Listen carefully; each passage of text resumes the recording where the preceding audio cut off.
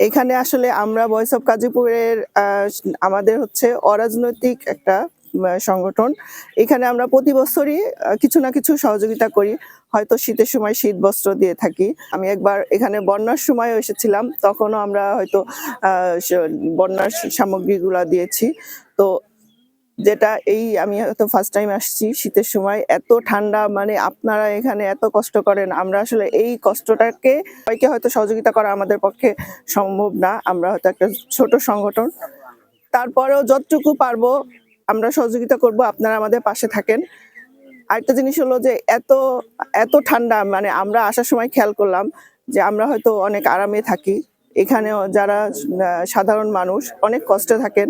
তো সিম্পলি হয়তো এই কম্বলটা কিছুই না। কম্বলটার সহযোগিতা হয়তো আমরা হয়তো এই কম্বলটাকে আপনারা ওইভাবে নিবেন না। আমরা যদি অনেক বড় কিছু করতে পারতাম হয়তো আরো ভালো হইতো। আপাতত আমরা এই কম্বলটাকে দিয়েই উদ্বোধন করছি। সবাইকে ধন্যবাদ।